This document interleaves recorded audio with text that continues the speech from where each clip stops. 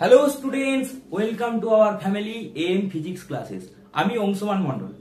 তো তোমরা যারা মাধ্যমিক পরীক্ষার্থী আছো তারা জানো যে মাধ্যমিকে যে ভৌতবিজ্ঞান কোশ্চেন হয় সেখানে কিছু থিওরিটিক্যাল কোশ্চেন থাকে, কিছু নিউমেরিক্যাল কোশ্চেন থাকে।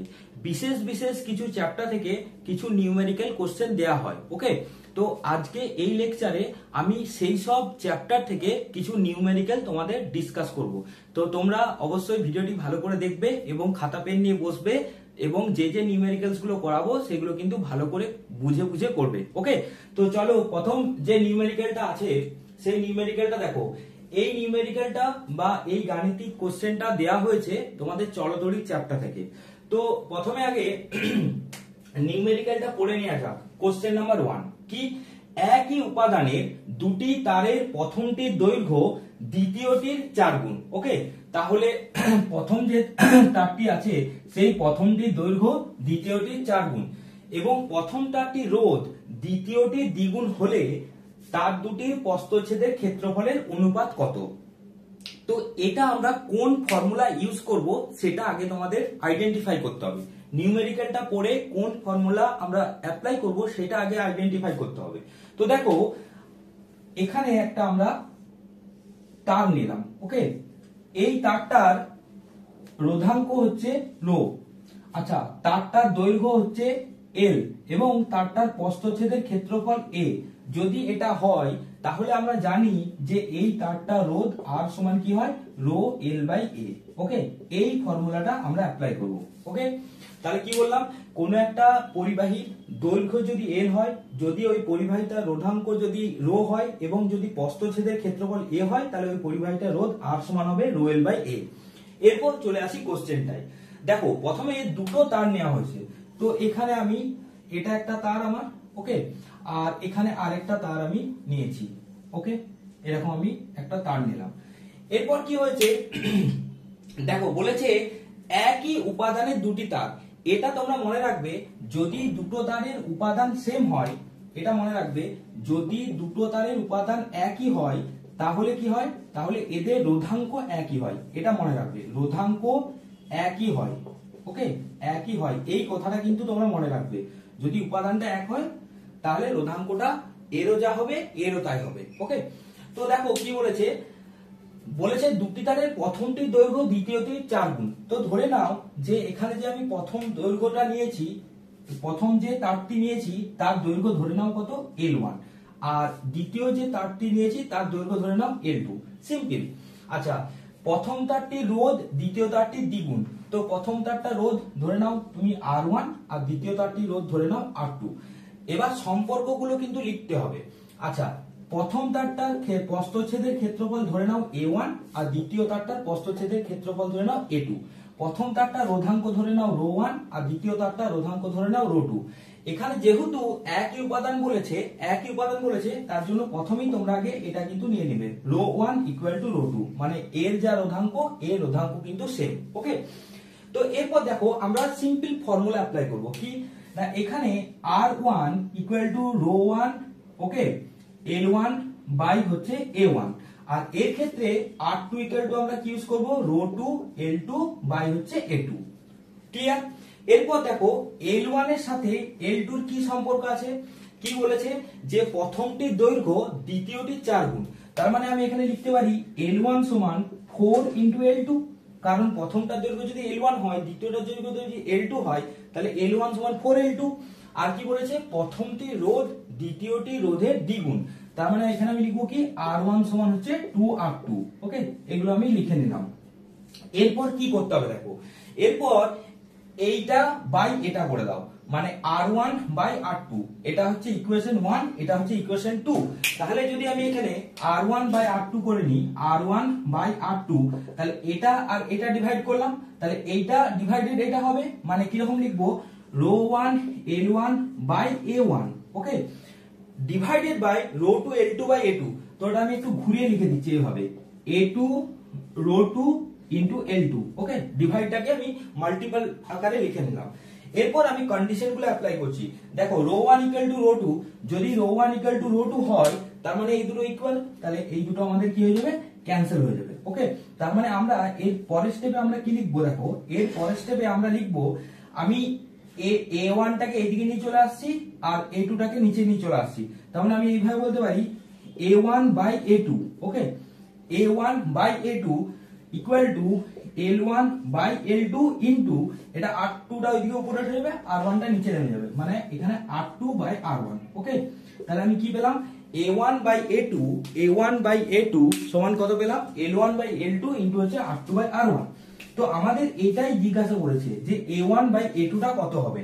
ওকে, তাহলে এখান থেকে আমরা a1 বাই a2 সমান কত লিখতে পারি, দেখো এখানে l1 সমান 4l2, তাহলে এখানে 4l2 বাই এখানে l2 আছে, l2 লিখবো ইনটু এখানে r2 বাই r1 আছে, তো এখানে r2 উপরে r2 লিখবো আর r1 এর জায়গায় কি লিখবো 2r2, কারণ আমরা সম্পর্কটা ওখানে বের করে নিয়েছি এই কোশ্চেন অনুযায়ী।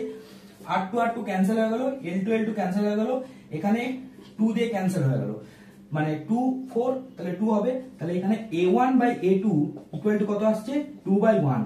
তার মানে আলটিমেট এদের যে প্রস্থচ্ছেদের ক্ষেত্রফল, এই প্রস্থচ্ছেদের ক্ষেত্রফল কত হলো, a1 ইজটু a2 সমান 2 ইজটু 1। ওকে, তোমরা আশা করছি তোমরা নিউমেরিক্যালটা খুব ভালোভাবে বুঝতে পেরেছো। এই রকম টাইপের নিউমেরিক্যাল কিন্তু তোমাদের মাধ্যমিকে আসার কিন্তু খুবই চান্স আছে, মানে এই ফর্মুলাটা অ্যাপ্লাই করে, এই ফর্মুলাটা কিন্তু খুবই important. Okay, rho L by A, তো এই ফর্মুলাটা কিন্তু অ্যাপ্লাই করে তোমাদের কিন্তু নিউমেরিক্যাল আসতে পারে।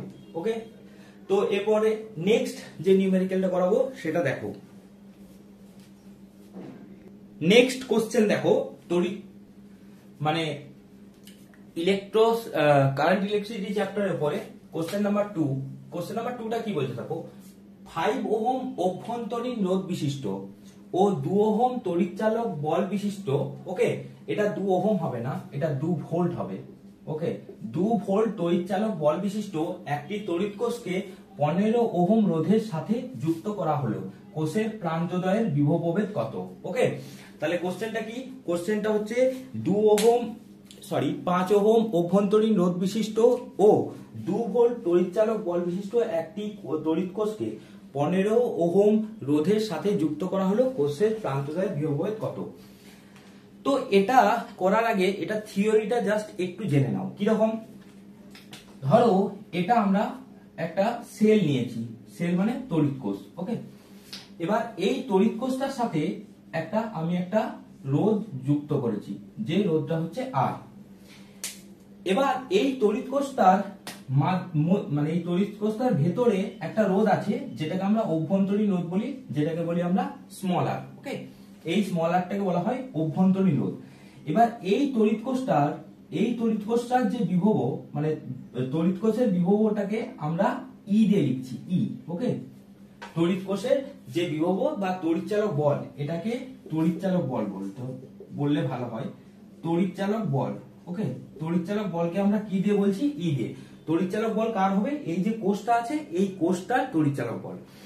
এরপর কি হয় দেখো, এখান থেকে যখন কারেন্ট পাস করবে সেই কারেন্টটা এই যে রোধটা আছে এই রোধের প্রান্তে একটা কি করবে, বিভব পার্থক্য সৃষ্টি করবে, সেটাকে আমরা বলতে পারি কোষের প্রান্তদ্বয়ের বিভব পার্থক্য। ওকে, তো এখানে তোমরা ফর্মুলাটা জানো যে এই যে তড়িৎচালক বলটা আছে সেই তড়িৎচালক বল ই সমান কত হয়, এখান দিয়ে যখন কারেন্ট পাস করছে এটা হয়ে যায় আইআর। ওকে, প্লাস এখান দিয়ে এই যে কারেন্ট আসছে এই অভ্যন্তরীণ রোধটার জন্য একটা কি হয়, একটা মানে বিভব প্রভেদ নষ্ট হয়, যেটাকে আমরা লস্ট ভোল্ট বলি, সেটা কত হয়, সেটা হচ্ছে আই ইনটু স্মল আর। ওকে, এই ফর্মুলাটা তোমরা আশা করছি জানো। তো এই যে আইআর এটাকে আমরা ভি দিয়ে লিখতে পারি, তাহলে এখান থেকে আমরা ই সমান কি লিখবো, ভি প্লাস আই ইনটু আর। ওকে, বা এখান থেকে আমরা বলতে পারি ভি সমান ই মাইনাস আই ইনটু আর। এই যে ভিটা পেলাম, এই ভিটা কি আমাদের কি বলা হচ্ছে, এই ভিটা কি আমাদের বলা হচ্ছে কোষের প্রান্তদ্বয়ের বিভব প্রভেদ। ওকে, তাহলে ভিটা কি হলো, এই ভিটা হচ্ছে কোষের প্রান্তদ্বয়ের বিভব প্রভেদ। এবার তোমাদের কোশ্চেনে যে দেয়া আছে, দেখো কোশ্চেনে কি কি দেয়া আছে, 5 ওহম অভ্যন্তরীণ রোধ বিশিষ্ট, মানে এখানে স্মল আর এর ভ্যালু হচ্ছে 5 ওহম। ওকে, 2 ভোল্ট তড়িৎচালক বল যুক্ত, তাহলে ই এর ভ্যালুটা কত, 2 ভোল্ট। ওকে, একটি তড়িৎ কোষকে 15 ওহম রোধের সাথে যুক্ত করা হলো, মানে এখানে ক্যাপিটাল আরটা হচ্ছে 15 ওহম।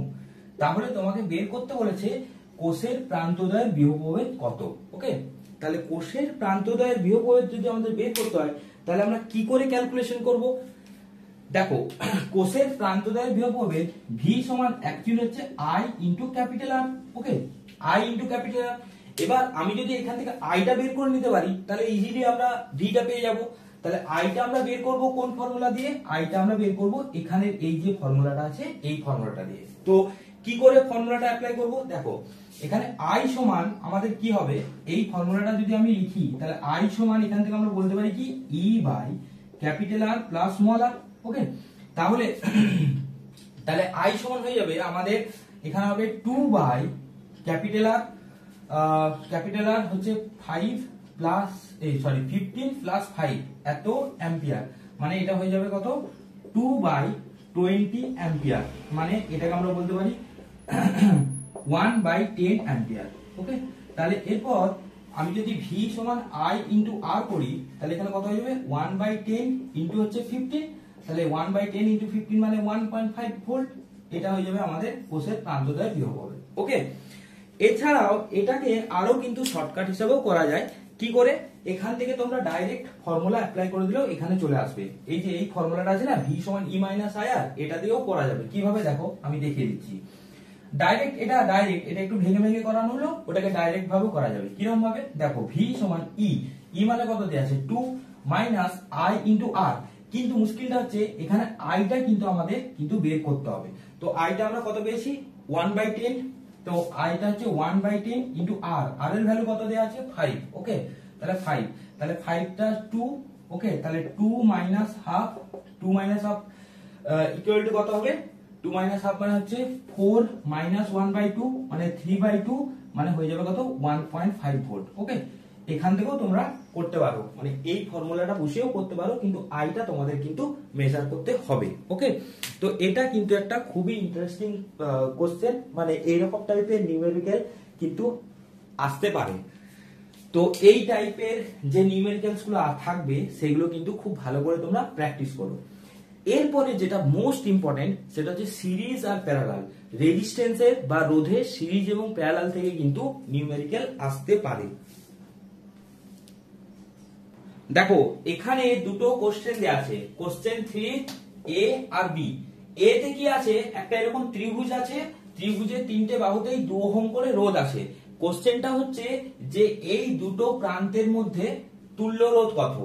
এই দুটো প্রান্তের মধ্যে হতে পারে, এই দুটো প্রান্তের মধ্যে হতে পারে, এই দুটো প্রান্তের মধ্যে হতে পারে, যে কোনো দুটো প্রান্তের মধ্যে তুল্য রোধ কত। তো এই টাইপের প্রবলেম করবে কিভাবে? ত্রিভুজের যে কোনো দুটো বাহুকে তোমরা কিসে ধরবে? শ্রেণী সমবায়। ওকে, তাহলে কিসে ধরবে? যে কোনো দুটো বাহুকে শ্রেণী সমবায় তোমরা ধরে নেবে। তাহলে ধরে নাও এই বাহুটার এই বাহুটা শ্রেণী সমবায় আছে, তাহলে এদের তুল্য রোধ কত হবে? এদের তুল্য রোধ 2 + 2 মানে হচ্ছে 4 ওহম।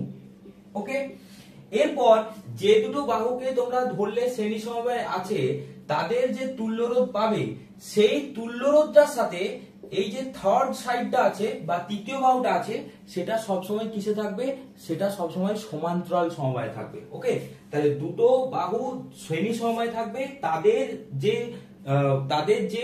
রেজাল্টেন্ট যে আমাদের রেজিস্ট্যান্সটা পাবো বা ইকুইভ্যালেন্ট রেজিস্ট্যান্সটা পাবো, সেই ইকুইভ্যালেন্ট রেজিস্ট্যান্সটা থার্ড সাইডের সাথে কিসে থাকবে? প্যারালালে থাকবে বা সমান্তরালে থাকবে। তাহলে দেখো, এই দুটোর আমরা সমবায় করে যে আমরা ইকুইভ্যালেন্ট যে রেজিস্ট্যান্সটা পেলাম সেটা কত? 4 ওহম পেলাম। তাহলে 4 এর সাথে 2টা কিসে থাকবে? 4 এর সাথে 2টা সমান্তরাল সমবায় থাকবে। তাহলে আলটিমেট তাহলে এই 4 এর সাথে 2টাকে যদি আমি সমান্তরাল সমবায় বের করি তাহলে সমান্তরাল সমবায়ের তুল্য রোধের ফর্মুলাটা আমি এখানে ডাইরেক্ট লিখছি। Rp ইকুয়াল টু কত হয়? R1 * R2 by R1 plus R2।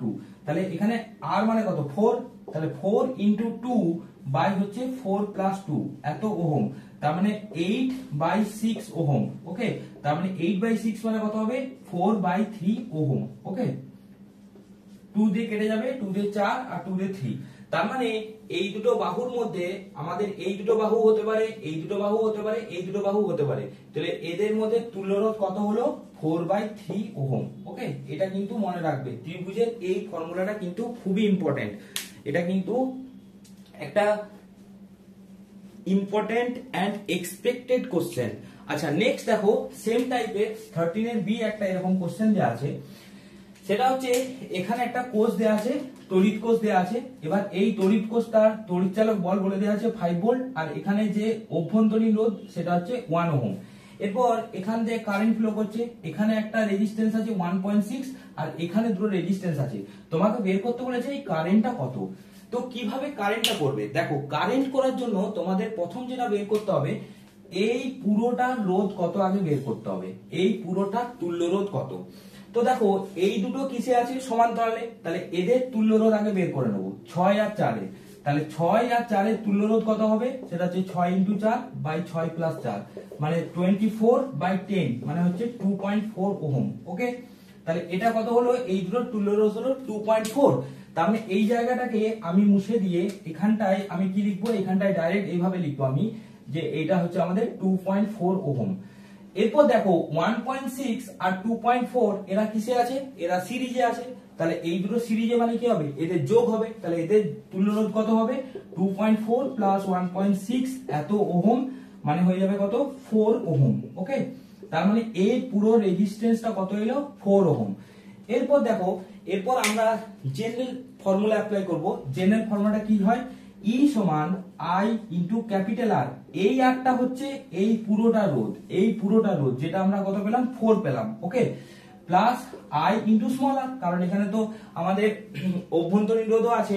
তাহলে ইটা কত বলে দিয়েছে 5।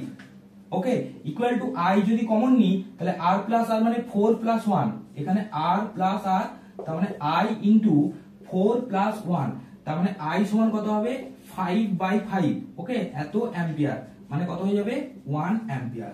তার মানে এখান দিয়ে তড়িৎ প্রবাহ মাত্রা কত হবে, 1 অ্যাম্পিয়ার।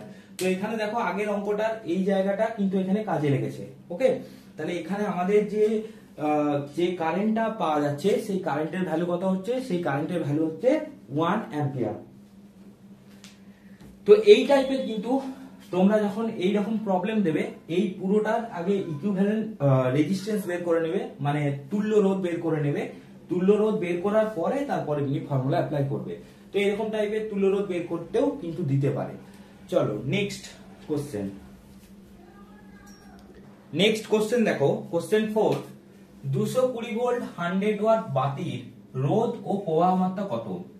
তো দেখো পাওয়ার এর ফর্মুলা কি ছিল, V × I। ওকে, এটা একটা ফর্মুলা। তো এখানে এই যে 100 ওয়াটটা আছে এটা হচ্ছে পাওয়ারের ফর্মুলা, মানে পাওয়ারের ভ্যালু, আর এই যে 220 ভোল্ট আছে এটা হচ্ছে V এর ভ্যালু।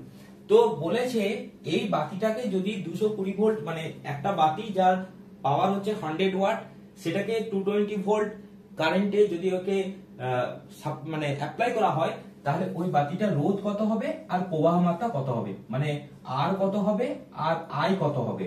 ওকে, তো এই ফর্মুলা থেকে আমরা I সমান কি পেয়ে যাব, I সমান পেয়ে যাব কত, P/V। ওকে, তাহলে এখানে P এর ভ্যালু কত, P এর ভ্যালু হচ্ছে 100। ওকে, 100 আর V এর ভ্যালু কত, 220। তো দেখো পাওয়ারের ইউনিট হচ্ছে ওয়াট আর এই পটেনশিয়াল বা বিভব প্রভেদের ইউনিট হচ্ছে ভোল্ট।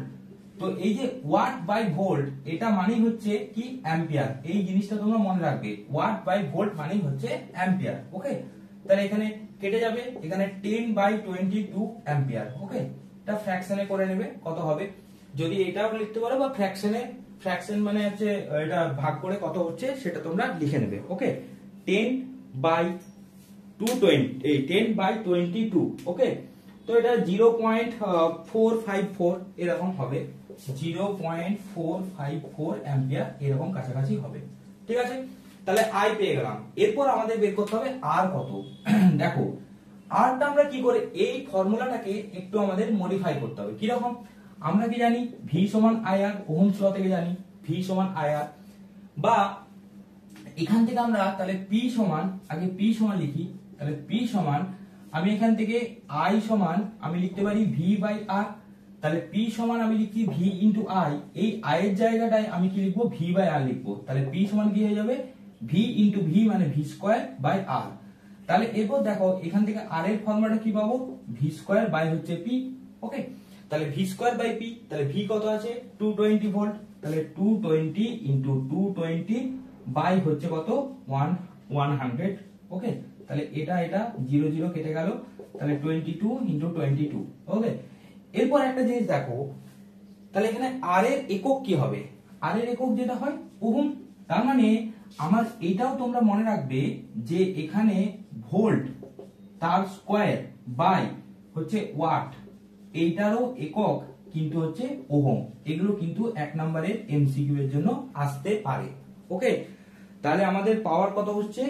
সেটা হচ্ছে 22 into 22, that is equal two 484। এটা ক্যালকুলেশন করে নেবে, 484 ওহম। ওকে, এই জিনিসটা তোমরা মনে রাখবে। আরেকটা জিনিস, একটা নিউমেরিক্যাল করানোর আগে আরেকটা জিনিস আমি তোমাদের জাস্ট একটু বলে দিতে চাই, এই জিনিসটা একটু মনে রাখবে। দেখবে তোমাদের বাড়িতে অনেকের বিল আছে না, ইলেকট্রিক বিল। তো ইলেকট্রিক বিলটা কি করে ক্যালকুলেট করতে হয়?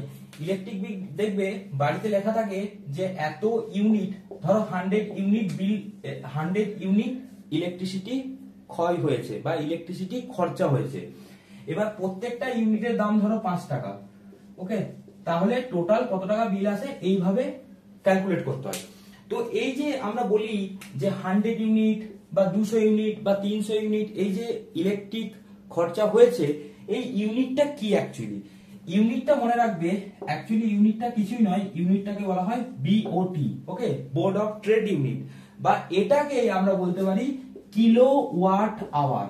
মনে থাকবে কি বললাম? Kilowatt hour, not watt hour, kilowatt hour, kilowatt hour. ঠিক আছে, তো এবার তার মানে কি এই যে ইউনিট বলে না, ওই ইউনিটটাই হচ্ছে বিওটি, আর এটাকে আমরা বলি কি কিলোওয়াট আওয়ার। তো চলো এটা নিয়ে একটা নিউমেরিক্যাল দেখে নেওয়া যাক। তো দেখো ওইখানে কোশ্চেনটা দিয়েছি কি, যে একটা বাড়িতে 10টা 40 ওয়াটের বাতি, 5টি 80 ওয়াটের পাখা আর একটি 80 ওয়াটের টিভি দৈনিক 6 ঘন্টা করে চলছে। ওকে, দৈনিক 6 ঘন্টা করে চলছে। তাহলে 30 দিনে ওই বাড়ির শক্তি ব্যয় কত হবে? মানে 30 দিনে ওই বাড়িতে কত ইউনিট বিল পড়বে, এইটা হচ্ছে মেইন কোশ্চেন। তো দেখো আমাদের কি করে করতে হবে, প্রথমে একটা বাতি যদি 40 ওয়াট হয় তাহলে 10টা বাতি টোটাল কত ওয়াট খরচা করবে, সেটা হচ্ছে 40 ইন্টু 10। ওকে, প্লাস আর 80 ওয়াটের পাখা যদি 5টি হয় তাহলে টোটাল কত খরচা হবে শক্তি, সেটা হচ্ছে 80 ইন্টু হচ্ছে 5। ওকে, প্লাস 80 ওয়াটের একটি বাতি যদি চলে তাহলে কত ওয়াট খরচা হবে, সেটা হচ্ছে 80 ইন্টু 1। ওকে, তাহলে এই তিনটে যদি আমরা যোগ করি, যোগ করলে কত পাবো? এটা হচ্ছে 400, এটা হচ্ছে 400 আর এটা হচ্ছে 80, তার মানে 088। ওকে, তো এত ওয়াট আমাদের মানে এত ওয়াট আমাদের পাওয়ার কনজিউম করছে, মানে এই জিনিসগুলো বাতি পাখা টিভি নিয়ে এত ওয়াট পাওয়ার কনজিউম করছে। এবার আমাদের শক্তি ব্যয় কত হবে? দেখো শক্তি ব্যয় যখন আমরা করব তখন কিভাবে করব, সেটা হচ্ছে এই এত ওয়াটের আমাদের টোটাল এত ওয়াট যদি দৈনিক 6 ঘন্টা করে চলে তাহলে কত শক্তি ব্যয় করবে, সেটা হচ্ছে 88 ইন্টু হচ্ছে 6। ইউনিটটা কি হবে? ওয়াট আওয়ার, হলো ওয়াট আওয়ার। তাহলে 880 ইন্টু 6। ওকে, তাহলে আমাদের এত ওয়াট হচ্ছে। তো এটা হচ্ছে আমাদের কি শক্তি ব্যয়টা কত একদিনে শক্তি ব্যয় হচ্ছে এটা। কিন্তু আমাদের বলেছে 30 দিনে শক্তি ব্যয় কত হবে, তাহলে 30 দিনে শক্তি ব্যয় কি হবে? 30 দিনে শক্তি ব্যয় এটার সাথে ইনটু 30 করতে হবে, তাহলে 880 ইনটু 6 ইনটু 30 এত ওয়াট আওয়ার। ওকে, এত ওয়াট আওয়ার। তো এটা যদি আমরা ক্যালকুলেশন করি তাহলে ক্যালকুলেশন করলে পাবো কত? 5280। এটা ক্যালকুলেশনটা তোমরা করবে, 5280 ওয়াট আওয়ার। ওকে, মানে ওয়াট ঘন্টা। কিন্তু আমাদের বলেছে যে এই যে শক্তি ব্যয় হবে সেটা ইউনিট কত হবে, মানে কত ইউনিট শক্তি ব্যয় হবে। ইউনিট মানে তোমাকে এখানে বিওটি তে বলতে বলেছে। তো বিওটি মানে তো ওয়াট আওয়ার নয়, বিওটি মানে কিলো ওয়াট আওয়ার। তাহলে এটাকে ওয়াট আওয়ার থেকে যখন আমি কিলো ওয়াট আওয়ারে করতে যাব তখন আমি কি করব? ডিভাইডেড বাই 1000 করব। তাহলে এই যে এখন চলে এলো কিলো ওয়াট আওয়ার। এই কিলোওয়াট আওয়ারটাকেই আমরা কি বলি, বিওটি, বা এটাকে আমরা সংক্ষেপে বলি ইউনিট। তাহলে আমাদের কত ইউনিট পড়বে, 5.28 বা 5.280 লিখতে পারো, এত ইউনিট আমাদের বিল পড়বে বা এত বিওটি আমাদের শক্তি ব্যয় হবে। এরপর ধরো এই কোশ্চেনটা যদি দেয় যে আমাদের যদি এক ইউনিট যদি শক্তি ব্যয়ের খরচা যদি 5 টাকা হয়, তাহলে মাসিক কত ইলেকট্রিক বিল আসবে, মাসিক কত ইলেকট্রিক বিল আসবে। তখন তোমরা কি করবে, তখন এই যে এত ইউনিট পুড়েছে এটার সাথে 5 দিয়ে গুণ করবে। তার মানে এক মাসের শক্তি ব্যয় কত হবে, সেটা 5.280 ইন্টু হচ্ছে কত 5, এত টাকা। এইভাবে কিন্তু ক্যালকুলেশনটা তোমরা কিন্তু করবে। ওকে, 5.280 ইন্টু হচ্ছে 5 টাকা। তো কিলোওয়াটে কিন্তু কনভার্টটা তোমরা অবশ্যই করে নেবে, না হলে কিন্তু ভুল হয়ে যাবে। ওকে, চলো next question number 6। Next question, নির্দিষ্ট ঘরের কোন গ্যাসের উষ্ণতা 7 ডিগ্রি সেন্টিগ্রেড থেকে 27 ডিগ্রি সেন্টিগ্রেড করলে চাপ 70 সেমি এইচজি থেকে 60 সেমি এইচজি হয়, গ্যাসটির প্রাথমিক ও অন্তিম আয়তনের অনুপাত কত? তাহলে দেখো এখানে কোন ফর্মুলা ইউজ করব সেটা আগে ভাবতে হবে। কি কি দেয়া আছে, টেম্পারেচার দেয়া আছে, ওকে, কি দেয়া আছে, চাপ দেয়া আছে, আর আয়তন দেয়া আছে। তো এই তিনটে দিয়ে একটাই ফর্মুলা হয়, সেটা সবাই জানো, সেটা হচ্ছে P1 V1 বাই T1 সমান হচ্ছে P2 V2 বাই হচ্ছে T2। ওকে, এই ফর্মুলাটা আমাদের অ্যাপ্লাই করতে হবে। কারণ কি, কারণ প্রাথমিক উষ্ণতা বলেছে 7 ডিগ্রি থেকে 27 ডিগ্রি সেন্টিগ্রেড চেঞ্জ হচ্ছে। সো এখানে P1 সমান কত, 70 সেমি এইচজি। ওকে, আচ্ছা P2 সমান কত, P2 সমান হচ্ছে 60 সেমি এইচজি। ঠিক আছে, T1 সমান কত, দেখো 7 ডিগ্রি সেন্টিগ্রেড আছে, এটাই অনেকে ভুল করে, সেন্টিগ্রেডে রাখলে হবে না, এটা কেলভিনে করতে হবে। ওকে, তাহলে কেলভিন করলে সেন্টিগ্রেড থেকে কেলভিন কি করতে হয়, 273 অ্যাড করতে হয়, that is equal to 280 kelvin. Okay, আচ্ছা T2 সমান কত বলেছে, T2 সমান বলেছে 27 ডিগ্রি সেন্টিগ্রেড, মানে 273 প্লাস 27 কেলভিন মানে হচ্ছে 300 কে। ওকে, এবার তোমাদের কোশ্চেনটাই বলেছে গ্যাসটির প্রাথমিক ও অন্তিম আয়তনের অনুপাত কত, মানে V1 is to V2 কত হবে এটা বের করতে হবে। তো দেখো এখানে ইজি আছে, P1 এর জায়গায় তোমরা পুট করো 70, V1 টা V1 থাকবে, T1 এর জায়গায় পুট করবে 280 ইকুয়াল টু P2 এর জায়গায় পুট করবে 60। ওকে, আচ্ছা V2 এর জায়গায় V2 থাক, কারণ আমাদের ওটা তো বের করতে হবে, আর T2 এর জায়গায় আসবে 300। তাহলে এখানে V1 বাই V2 সমান কত হবে, এই V2 টাকে নিচে নামিয়ে দিলাম, তাহলে 60 ইনটু 280 বাই 300 ইনটু 70। ওকে, এটাকে কাটলো, 0 0 কাটলো, বাদ বাকি এটা জাস্ট সিম্পলিফিকেশন করলেই এটা তোমাদের হয়ে যাবে।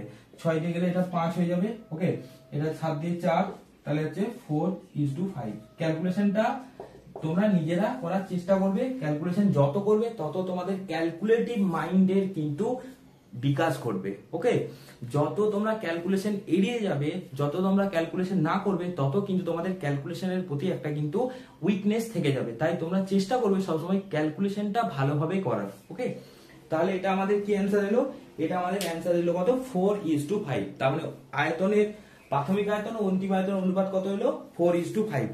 এছাড়া আমি বলে দিই, এই চ্যাপ্টারে বয়েলসের সূত্র, চার্লসের সূত্র, এইগুলো যে আছে, এইগুলো দিয়ে তোমরা কিন্তু নিউমেরিক্যাল অবশ্যই দেখে রাখবে। Next question number 7। Next question খুবই ইম্পর্টেন্ট, বলছে 20 গ্রাম ক্যালসিয়াম কার্বনেট কে উত্তপ্ত করলে কত ভরের ক্যালসিয়াম অক্সাইড পাওয়া যাবে, এবং এক্ষেত্রে এসটিপি তে কত আয়তন CO2 উৎপন্ন হবে। প্রথমে আগে তোমাদের জানতে হবে কিছু সংকেত, যেমন ক্যালসিয়াম কার্বনেট এর সংকেত কি হয়, ক্যালসিয়াম অক্সাইড এর সংকেত কি হয়। তো দেখো ক্যালসিয়াম কার্বনেট কি হয়, CaCO3। ওকে, এবার এটাকে উত্তপ্ত করছি, তাহলে সমীকরণটা কি হবে, এটাকে উত্তপ্ত করলে এটা ব্রেক করবে, মানে ভেঙে যাবে, ভেঙে গিয়ে কি তৈরি করবে, CaO। এই যে CaO, এই CaOটাই হচ্ছে ক্যালসিয়াম অক্সাইড প্লাস CO2, সব থেকে একটা আসান বিক্রিয়া। ওকে, তো এরপর কি করতে হবে, এরপর দেখো এর ভর কত বের করতে হবে। তাহলে ক্যালসিয়ামের কত হয় 40, ওকে, আর কার্বনের কত হয় 12, প্লাস আর এর অক্সিজেনের কত হয় 16, মানে Ca হচ্ছে 40, কার্বন হচ্ছে 12 আর অক্সিজেন হচ্ছে 16, তাহলে তিনটে আছে, তাহলে 3 16 কত হয় 48, তাহলে এত গ্রাম, তাহলে এটা কত হবে 52 প্লাস 48 মানে 100 গ্রাম। ওকে, এবার এখানে সিও তাহলে কত হবে, এটা হচ্ছে 40 প্লাস 16 মানে কত হবে 56 গ্রাম। ওকে, আর CO2 কত হবে, CO2 দেখো 12, কার্বনের জন্য 12 আর এটা হয়ে যাবে 32, তাহলে 12 প্লাস 32 কত হয় 4 আর এটা হচ্ছে 4। ওকে, তো একটা জিনিস দেখো, এইটা তোমরা মনে রাখবে যে তোমাদের ঠিক হচ্ছে না ভুল হচ্ছে সেটা তোমরা কিভাবে দেখবে। এইদিকে টোটাল কত আছে 100 গ্রাম, এইদিকেও দেখো এই দুটোকে অ্যাড করো, দেখো 100 গ্রাম হচ্ছে। তো আমাদের বলছে যে এত গ্রাম ক্যালসিয়াম কার্বনেটকে উত্তপ্ত করলে কত ভরের ক্যালসিয়াম অক্সাইড পাওয়া যাবে। তাহলে আমরা ঐকিক নিয়ম করব, কি রকম না 100 গ্রাম CaCO3 মানে ক্যালসিয়াম কার্বনেটকে যদি উত্তপ্ত করা হয়, উত্তপ্ত করলে কত গ্রাম CO হচ্ছে 56 গ্রাম ক্যালসিয়াম অক্সাইড উৎপন্ন হয়। ওকে, ওকে, তাহলে 1 গ্রাম CaCO3 উত্তপ্ত করলে কত হবে 56 বাই 100 গ্রাম CO উৎপন্ন হবে, আর এখানে কত বলেছে 20 গ্রাম, তাহলে 20 গ্রাম CaCO3 উৎপন্ন করতে 56 ইনটু 20 বাই 100 গ্রাম CaO উৎপন্ন হবে। ওকে, তাহলে এটা কিভাবে করবে, এটা 2 দিয়ে 0 আর 2 দিয়ে হয়ে যাচ্ছে 5, তাহলে অ্যাকচুয়ালি आंसर হবে কত 56 বাই 5 গ্রাম। ওকে, তাহলে 56 মানে 1 আর এটা হচ্ছে 1.2। ওকে, তাহলে 11.2 গ্রাম কি হবে ক্যালসিয়াম অক্সাইড পাওয়া যাবে। ওকে, 11.2 গ্রাম কি হবে ক্যালসিয়াম অক্সাইড পাওয়া যাবে। এরপরে যে নেক্সট কোশ্চেনটা আছে, নেক্সট কোশ্চেনটা দেখো, বলছে যে এক্ষেত্রে এসটিপি তে কত আয়তনের CO2 উৎপন্ন হবে। ওকে, এসটিপি তে কত আয়তনের CO2 উৎপন্ন হবে।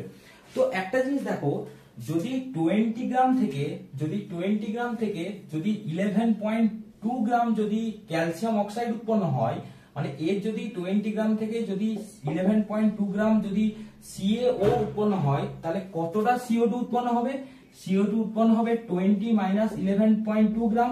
ওকে, তাহলে এটা হয়ে যাবে কত 8.8 গ্রাম। ওকে, তাহলে 8.8 গ্রাম আমাদের কি হচ্ছে CO2 উৎপন্ন হচ্ছে, 8.8 গ্রাম CO2 উৎপন্ন হচ্ছে।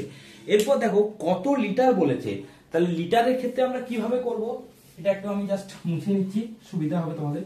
দেখো আমরা কি জানি যে 44 গ্রাম CO2 মানে হচ্ছে কত 22.4 লিটার। ওকে, কারণ এই যে 44 গ্রাম যে CO2 সেটা কত আয়তন দখল করে, সেটা হচ্ছে এসটিপি তে 22.4 লিটার, এটা কিন্তু এসটিপি তে করতে হবে অবশ্যই। ওকে, তাহলে 1 গ্রাম CO2 এর কত আয়তন হবে 22.4 বাই 44 লিটার। ওকে, আর কত হচ্ছে এখানে 8.8, তাহলে 8.8 গ্রাম কত কার্বন ডাই অক্সাইড কতটা আয়তন দখল করবে ইনটু 8.8 বাই হচ্ছে 44। ওকে, এত লিটার, এটা ক্যালকুলেশন করবে 22.4।